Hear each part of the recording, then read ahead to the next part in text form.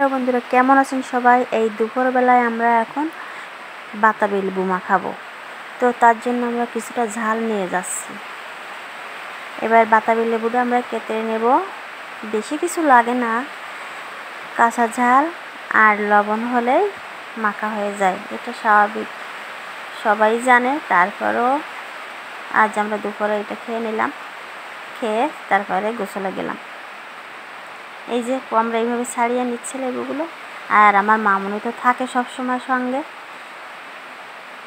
এই যে ঝালগুলো, ঝাল যে যেমন খান সে তেমন একটু দিয়ে নেবেন, কম বেশি। দেখুন আমি লবণ আর ঝাল দিলাম, তারপরও আমার মামুনি আবার লবণ দিচ্ছে। এবার এই যে একটা সিজার নিলাম, এটা দিয়ে আমি হাত দিব না, কারণ হাতে ঝাল লাগতে পারে। এইভাবে আমি ঝাল আর লবণ দিয়ে এইভাবে কেটে মেখে নিলাম।